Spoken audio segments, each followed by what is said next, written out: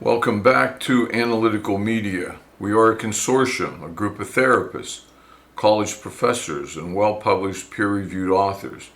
We are all academics. Today's topic will be gang stalking and UFOs, or as used today, described today, UAPs, unidentified aerial phenomenon. On the surface, it appears there would be no relationship, but it is an important part of today's discussion. Is there a similarity?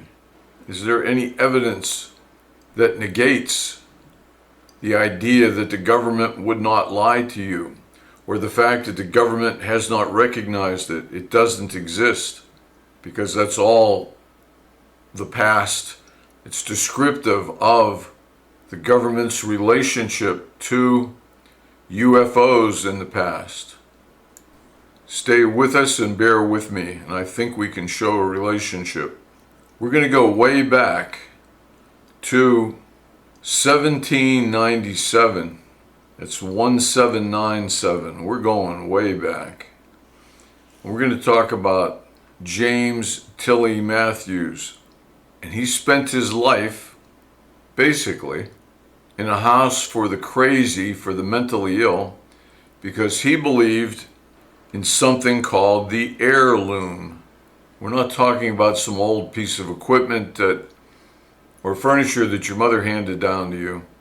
We're talking about a device that he said controlled the way people think. We'll get into that a little bit more. But you'll see that the symptoms of the heirloom and the control of the heirloom is exactly like gang stalking. What he's complaining about this device before electricity was invented. And that's been the argument that, hey, people have historically talked about mind control by a machine, by advanced technology, before electricity. Thus, it must have been delusional then and is delusional now, because there are no devices that run without electricity. All electronics run on electricity. Your TV, your stereo, your phone, it's running off of electricity. That's what's running the batteries in your phone. DC current, electricity, coming out of the battery in the phone. He, in 1797, in what they're describing as a delusional state, stormed into the House of Commons during a session, shouting warnings of an imminent French invasion and accusing members of being under foreign influence. This disruptive act led to his arrest and commitment to Bethlehem Royal Hospital, commonly known as Bedlam. Initially, he was rational and articulate. He developed fixed delusions of persecution, believing a secret cabal of spies operating from a hidden location near Bedlam was targeting him with advanced technology. Isn't that what TIs are describing today? Being targeted with advanced technology. He was admitted to Bedlam or Bethlehem at age 27. He remained there for over a decade, from 1797 to 1809, during which his condition fluctuated. He was articulate, cooperative, and intellectually sharp, often assisting hospital staff with tasks like accounting and gardening after a brief transfer to a private asylum in 1810. Matthews died in 1815 at age 44, shortly after he was released from the mental hospital. His case was detailed in John Haslam's 1810 publication, entitled Illustrations of Madness, exhibiting a singular case of insanity. This was the first book-length psychiatric case study in British medical literature. Haslam was Bethlehem's apothecary or pharmacist. Matthews psychosis centered on a elaborate persecutory framework blending political intrigue with proto-technological fantasy. He believed a gang of 10 to 12 assassins operated from a damp cellar near London Wall, just blocks from where he was incarcerated at Bedlam. Their weapon, the heirloom, spelled AIR space LOOM. A fantastical machine resembling a weaving loom, but weaponized for psychological warfare. The device was powered by event working rays, perhaps magnetic or hypnotic, and powered by influencing gases. It could, think about this in relationship to modern targeting, it could beam thoughts, common claim today, induce emotions, very common claim today, and physically torment victims. He said the device could target an individual with 18 specific tunes or tortures, each producing distinct physical and mental effects. Matthews remained convinced of his own lucidity or sanity, viewing his warnings as patriotic duty. Haslam noted no hereditary predisposition, no substance abuse, and periods of remission where Matthews engaged rationally in conversation or labor. Haslam described Matthews as being diagnosed with monomania, a partial insanity where intellect remains intact except in one domain, the domain of persecution. He rejected supernatural explanations, attributing symptoms to cerebral irritation from overexertion or political stress. By the way, Matthews left descriptions or drawings which may have been translated, enhanced by Haslam. Now, this was all listed as delusion because no one knew how this could be done, and no machine existed, and there was no electricity. Matthews was not the only person to claim to be targeted, or what today we would claim was targeting. Not by a long shot. But since the government had no concept of these things, a device that could do this, it was beyond, was fantasy, fantastical. It was considered to be a delusion, not real, which is unfortunately the immediate government reaction to someone claiming to be targeted. Now, let's move over to UFOs, or UAPs, as they're been called in the last few years. As you know from watching television and documentaries and even pseudo-documentaries, people have claimed that during the night they would be visited by an incubus or a succubus. Today, modernly, it's by aliens. Aliens who have sexual involvement with the sleeping individual or in the individual's bed. The purpose to give birth to alien children, half human, half alien. You know that. It's been the focus of lots of movies. That could be total nonsense, totally ridiculous. But people claim that's true. And what I would say to you is let's compare modern day claims of these sexual visitations by these creatures, which today's individuals identify as being aliens, people from another planet. Let's compare that to descriptions of strange visitors late at night floating into people's bedrooms and having sex with them for the purpose of some type of sexual involvement.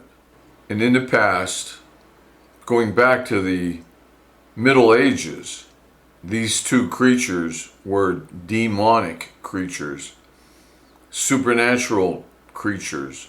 One was an incubus, incubus, who was a male demon that appeared to sleeping women. And the other one was a succubus, which was a female demon that appeared to sleeping men. In folklore, both are supernatural entities that sexually assault their victims in their dreams, sometimes to drain their life force or to impregnate women.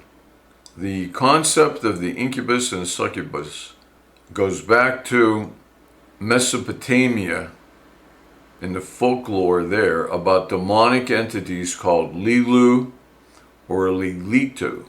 So there's a similarity between these sexual things that were well known to occur during the night. And they still occur today, but oftentimes they're attributed to alien creatures, aliens. And of course it happens at night when someone's gone to bed and is asleep. However, back then women got impregnated, and today women get impregnated. The cause is different, but it happened. The happening was attributed to mental illness. Once medicine came along and science organized itself a bit, it was mental illness, delusional, persecution. Now, the government, since the 1900s, the U.S. government has denied the existence of UFOs. They've laughed at people who brought it up. They penalized people, publicly made fun of people, of pilots who claimed it, military personnel who took films that were confiscated. Now, I am not talking about something you might see in some television documentary or the Ancient Aliens television show. I'm talking about pure science. I'm talking about fact. And let's go to May 17th, 2020, as the House Congress, the House Intelligence Subcommittee on Counterterrorism, Counterintelligence, and Counterproliferation met. And the topic, unidentified aerial phenomenon. There was at that time Ronald Moultrie, who was the Undersecretary of Defense, Scott Bray, the Deputy Director of Naval Intelligence, military sightings reporting stigma of the 2021 UAP report findings, unidentified aerial phenomenon. That was in May 17th, 2022. Let's move forward to July 26, 2023. The House Oversight Committee addressed the topic of unidentified anomalous phenomena, its implications on national security, on public safety, and on government transparency. Is the government transparent, showing you what it knows, or is it hiding what it knows? And also to reveal crash retrieval programs. Is there such a thing where we retrieve crash retrievals, retrieving human beings, parts, whatever, or creatures from crashes? Do we have a program like that? Is there a protocol for non-human biologics? And to discuss government cover-ups. You may have seen this, videos of this are all over the internet, the meeting in Congress, and the government showing what it had or some of what it has. And there have been more meetings. September 9th, 2025, the House Oversight Subcommittee met.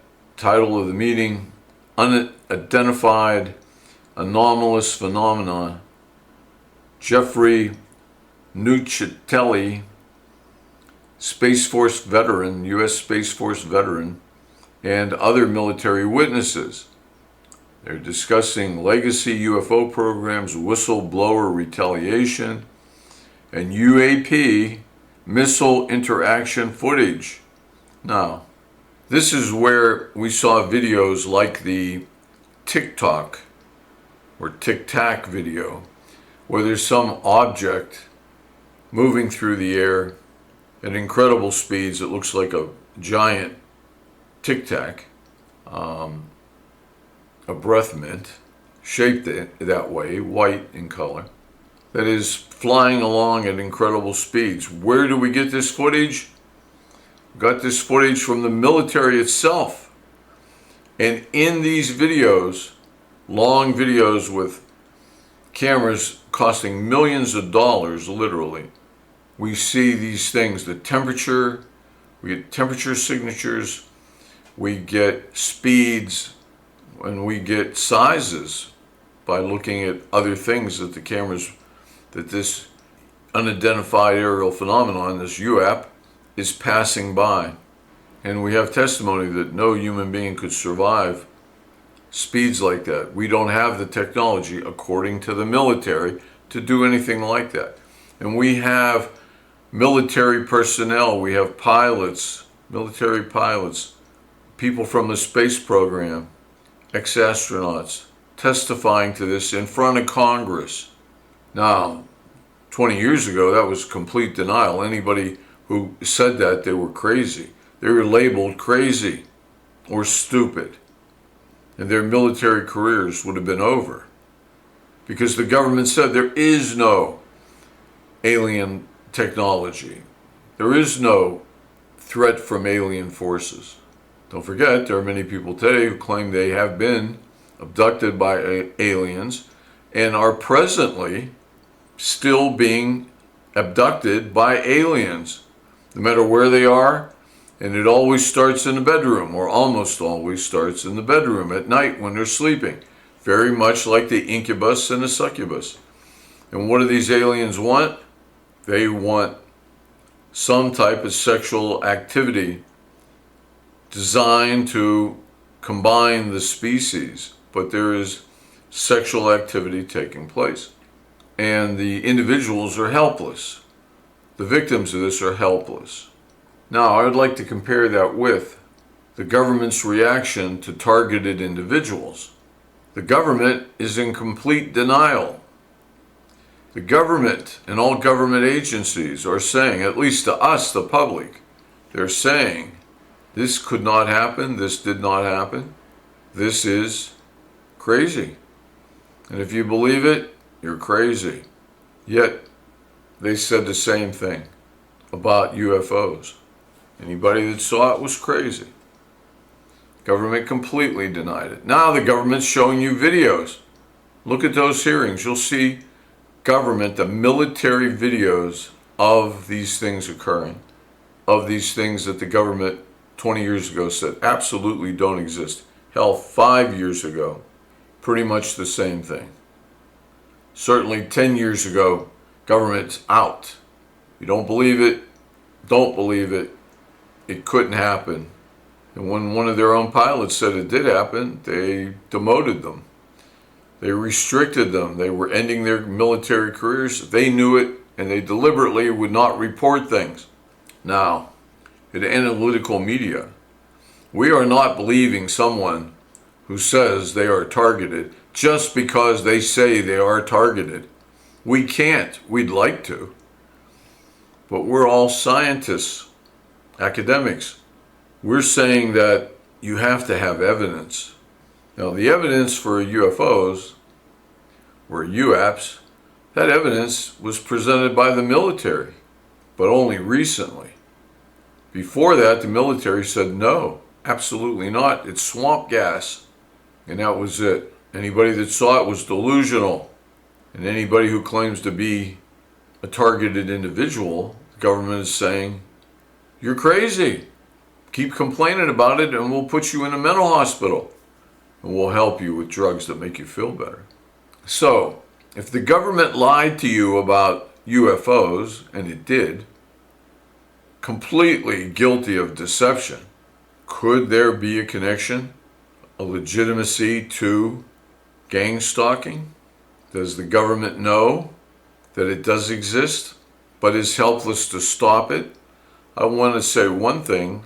In these hearings in front of Congress for UFOs and UAPs, the same thing, the military officials have said they are helpless to stop this, that they have fired missiles at these things with no impact whatsoever, that they can't match them in speed, they can't catch up to them, they can't outmaneuver them, they can't control them at all. They said that, the government has said that. Perhaps the government knows that some gang stalking is real, just like some gang stalking is likely not real. And victims acknowledge that. They'll complain, they'll say, oh, I read what that person said, claimed to be gang stalked, not true. Now that person might be delusional, and that's very possible. And not everyone who claims to have seen a flying saucer, not everyone is believable. They may be delusional. They may be hallucinating. However, that doesn't mean that everyone who claims to have seen one is delusional. And there may be people out there who have been gang stalked, or they think they've been gang stalked, who are delusional. Nothing happened. That doesn't mean that there aren't people convinced and able to support the notion that they are gang stalked and they are not mentally ill. They are really gang stalked, that they're not mentally ill. They're not persecuted in a delusion. They're persecuted in reality. Before, just a short time ago, it would have been crazy, insane, to think you could claim to have seen a UFO, a flying saucer, to claim anything about them because they were fantasy, according to the government. And if you see something that's not real, you're crazy. Just a short time ago. Now the government's admitting they exist. Something exists. For many years, some of us here at Analytical Media have talked about, many years, 20 years, talked about quantum mechanics and quantum theories because it allows for the most crazy things. It's the best science with the best scientists ever. And it allows for things to have moved before you see them, or not before you've seen them. But that movement is all controlled only after you see it. So it's the seeing it, perceiving it by a human mind or a human consciousness that controls what happened, even backwards in time. We have quantum physics telling us that there may be millions of parallel universes, billions, trillions, that each of us are constantly splitting off into a different universe, an entire universe. I'm not here to talk about it. I'm not here to support that. I'm only here to tell you, if it interests you at all, look it up. I would highly recommend, by the way, the physicist who created the microprocessor for Intel. I would like to recommend him, Federico Faggin, as having perhaps the best insight into this consciousness phenomenon with other universes and other things, an existence after death. And before death, he'd be an excellent source. Federico Faggin. So now the government acknowledges some phenomenon with some type of spacecraft or moving intelligent craft. They're accepting that. They're telling us it's true. They're showing us their own videotapes of it. But they can't say who, what, where, or at least they're not willing to. Perhaps that's something coming from quantum physics, quantum mechanics. Perhaps that's something coming from there, from another dimension or another time. It's all possible now, according to the best scientists in the world. They're not saying it is, but they're saying it certainly could be. They're not ruling it out. Could gang stalking be a legitimate phenomenon? I don't believe those people would say, no, it could not be. They would not rule it out. Can you rely on your government to keep you informed? Is the government transparent?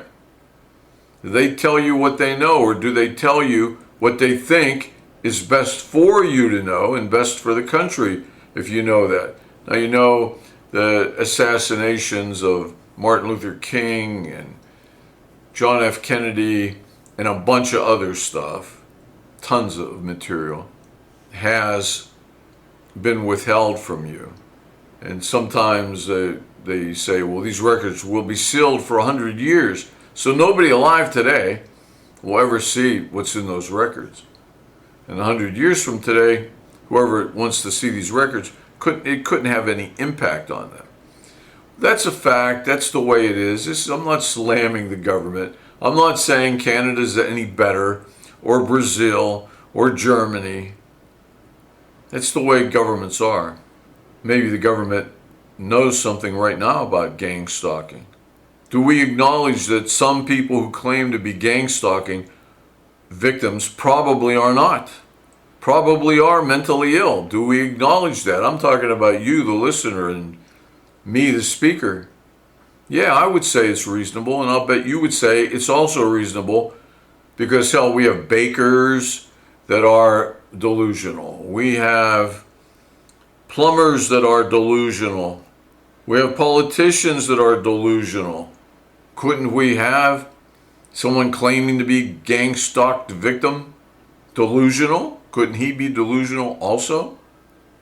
Of course. But that doesn't mean that what's happening to everyone who's identifying themselves, all those people who identify as gang stalking victims or TIs, it doesn't mean that they're all delusional. It doesn't mean all plumbers are delusional or all school teachers are delusional. However, there are some. Doesn't matter what career. It doesn't mean that everyone in Arizona is delusional, though there are some people who are delusional, for sure. Or everyone in Maine is delusional, even because there are some who are. And if you're a gang stalking victim, or you think you are either delusional or you're not. This actually is happening to you, or it's a delusion. We know the government's reaction to it. It's the same as it was for UFOs. Absolutely not. You're crazy if you believe in UFOs. Your career's over. Your license to fly could be pulled because it couldn't happen. It's not real. Even though the government knew at that time, when they said those things, it was real.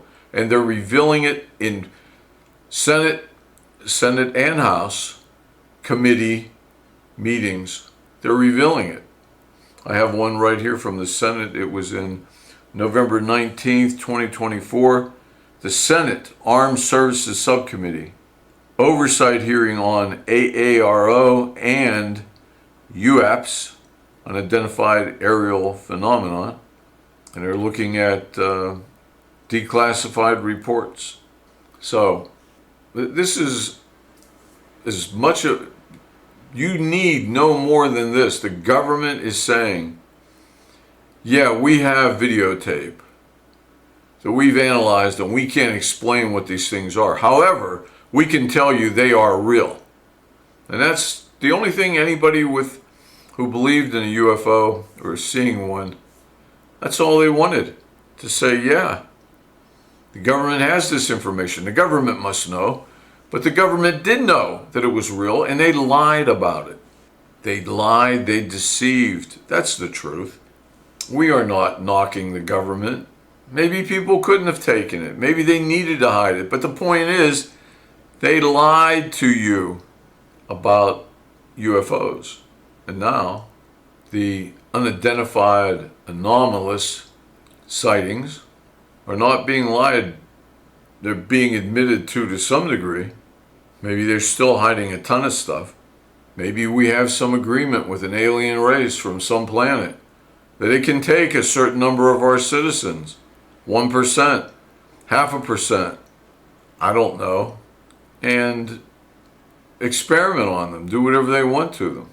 And I guess The government deserves that for lying about what it knew, for deliberately misleading the public, lying about it.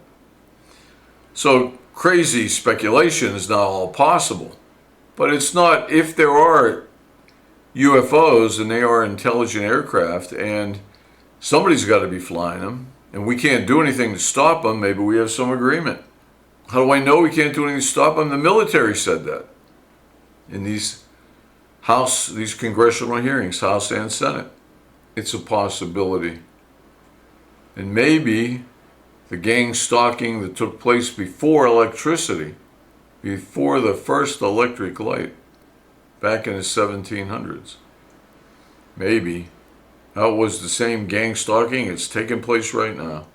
Because though we didn't have the technology for that type of weapon back then, it doesn't mean some alien species did not have that technology. So the fact that the government denies gang stalking does not mean that it's not real.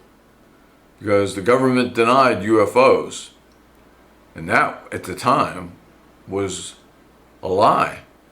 UFOs were real. The government did have videotape and film. They had it, but they said they didn't. Is there something going on? There could be. Of course there could be. And if you think you're gang stalked, perhaps you are for real, or perhaps you aren't, and it's a delusion. However, it should be investigated. As we've always said, you need proof. You can't just walk into a police station and say, my wife is trying to kill me. They're going to want proof. And when you go to trial, they're going to want proof. No proof, they're not going to trial. But if they do, the case is quickly going to be thrown out. We need proof. We need evidence. You cannot expect you to be believed until you have some evidence. And all those people who saw flying saucers but didn't have a camera to take a picture, all those people were not believed. But they saw a flying saucer. And all those people who are targeted individuals but didn't have a way to prove it, if they're not delusional, they are targeted. You can't provide the proof. Maybe you never took the time to get the proof. Maybe your proof is that in every other way you're not delusional. It's an interesting thing. I guess sort of based on the idea that if it was real, the government would tell us it was real. But they didn't tell us that about UFOs. They went the opposite way to convince us they weren't real, and if we thought they were real, we were crazy. Which is kind of exactly what's going on with targeted people. The government's saying it's not real. And if you think it's real, you're crazy. So you should keep your mouth shut, and then we won't think you're crazy. But if you open your mouth and you tell the truth as you know it, we're going to assume you're crazy because there is no targeting going on. People who believed that the government would tell you the truth were wrong. They were wrong. So, that doesn't make you targeted now. This video doesn't prove you're targeted. But it proves that you might be, and everybody should take it seriously. And police officers ought to take it seriously. And you guys who are targeted ought to try to get together and buy the equipment that you'd need together as a group to investigate goings on at each other's homes. And in the meantime, if one person could prove it, just one, maybe one with the help of 100 others, but just one person prove something. Because I don't think at this point we can count on the government even trying to prove it. Because the government may be trying to disprove it, as they were UFOs. But even if one person could prove it, with the help of 100 or 1,000 others, it would force law enforcement, FBI, CIA, local law enforcement to take it seriously and to investigate it for everyone else. Think about it. Maybe listen to this twice so you don't jump the gun. See if it makes sense. Comment and like these videos so that we can keep making them available to more and more people. And that's the whole goal of this. So, hope you're doing well. Hope everything's going well. And until we meet again in the next video, good luck. Take care.